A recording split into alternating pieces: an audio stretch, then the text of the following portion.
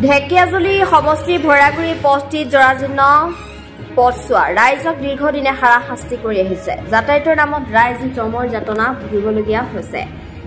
কমলাগি বজাৰ কেইবাখনো গাঁৱৰ ৰাইজে নিতৌ যাতায়াত কৰে। এই পথেৰে জৰাজীৰ্ণ পথটো নিৰ্মাণৰ বাবে জনপ্ৰতিনিধিয়ে কোনো ধৰণৰ পদক্ষেপ গ্ৰহণ নকৰাৰো অভিযোগ উত্থাপন কৰিছে স্থানীয় ৰাইজে।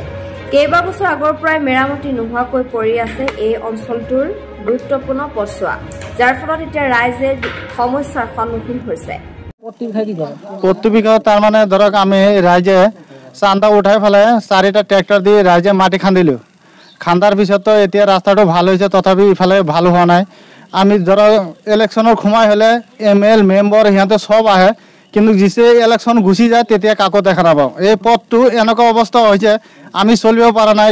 ল'ৰা ছোৱালীগিলা কলেজত যায়, সিহঁতে যাব পৰা নাই। তাৰপিছত ধৰক আৰু ঠেলা গাড়ী এইগিলাতো একো যাব নোৱাৰে। এটা বেমাৰী হ'লে ল'ব নোৱাৰে, ঘৰতো মৰি যায়, কিছুমান বুকি পেলাই লৈ যায়। এনেকুৱা অৱস্থা হৈছে। এতিয়া যদি আমাৰ ফালে চৰকাৰে যদি নাচায় আৰু কি কৰিম আমি কওক। কিমানখন গাঁও আছে ওচৰে পাছৰে? ওচৰে পাছৰে বহুত গাঁও আছে, ধৰক প্ৰায় 10টামান গাঁও আছে। 10টামান গাঁও আছে, কিন্তু এইটো ৰাস্তা আজিলৈকে গুৰুত্বপূৰ্ণ পথ। এইটো এই গুৰুত্বপূৰ্ণ পথটো আজিলৈকে নিৰ্মাণ নহয়। আজিলৈকে চৰকাৰৰ ফালৰ পৰা একো কৰা নাই, কিন্তু আমি ৰাইজে মাটি খান্দি আছো, খান্দি ৰাস্তা দি আছো। তাত বিধায়ক আহি পাইছে নাই? বিধায়ক খালি ইলেকশ্যনৰ সময় আহে, নহ'লে আৰু বাকী আৰু নাহে। আপুনি অসম চৰকাৰক কি জনাব বিচাৰে? অসম চৰকাৰ তাৰমানে সেইটোৱে আমি অনুৰোধ জনাইছোঁ। তাৰমানে ধৰক আমাৰ একো নালাগে, স্কুলটো হৈ গৈছে, আমাৰ মৰাপাছ নকেৰ ৰৌমাৰীৰ স্কুলটো হৈছে। এতিয়া ৰাস্তাটো হ'লে চৰকাৰৰ পৰা আমাৰ একোৱেই নালাগে আৰু, খালি ৰাস্তাটো চলিব পৰা হৈ গ'ল বুজিছে। আমি পৰিশ্ৰম কৰি খোৱা মানুহ, আমি খেত কাম কৰি খাব পাৰোঁ।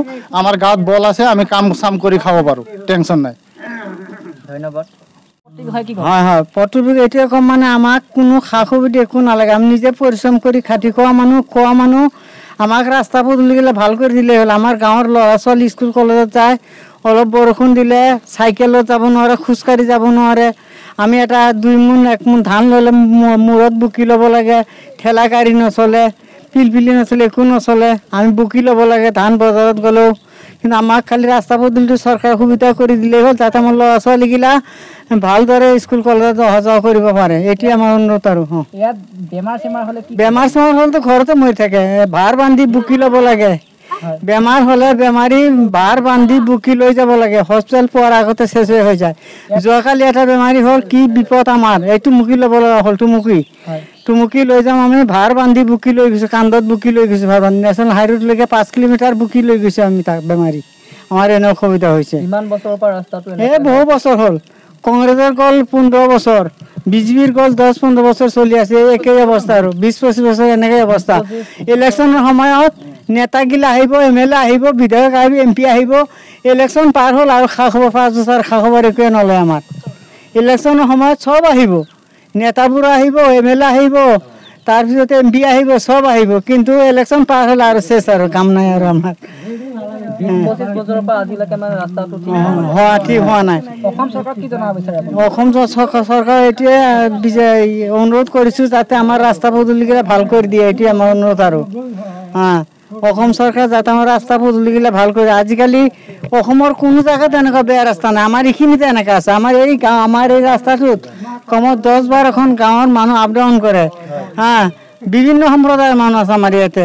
মুছলিম মানুহ আছে, বিহাৰী, অসমীয়া, হিন্দু, বড়ো মানুহ আছে, আদিবাসী আছে, নেপালী আছে। কিন্তু এইটো ৰাস্তাত বহুত মানুহ যাতায়াত কৰে, কিন্তু ৰাস্তা কিন্তু ভাল নহয়। আমি চৰকাৰৰ মানুহ কেতিয়া দেখা পাওঁ? যেতিয়া ইলেকশ্যন আহে তেতিয়াহে আমি চৰকাৰৰ মানুহ দেখা পাওঁ। ইলেকশ্যন পাৰ হ'ল আৰু কাকো দেখা নাপাওঁ। আমাৰ এই অৱস্থা, বোকাৰ মাজত ডুবি থাকিব লাগে। আমাৰ এনে অৱস্থা হৈছে। আমাৰ 1 মোন ধান বেচিব লগা হ'লে ঠেলা এটা নাহে, আমি কান্ধত বুকি ল'ব লাগে। নেশ্যনেল হাইৰোডলৈকে 5 কিলোমিটাৰ কান্ধত বুকি ল'ব লাগে। ইফালে দুমনা গ'লে 6 কিলোমিটাৰ যাব লাগে। আমাৰ এই অৱস্থা। আমি অসম চৰকাৰ এইটোৱে অনুৰোধ কৰোঁ যে যাতে আমাৰ ৰাস্তা পদূলিগিলা ভাল কৰি দিয়ে। এইটোৱে আমাৰ অনুৰোধ। আৰু ধন্যবাদ। ঢেকিয়াজুলিৰ পৰা ৰাহুল বৰাৰ ৰিপৰ্ট, নিউজ 24 NE।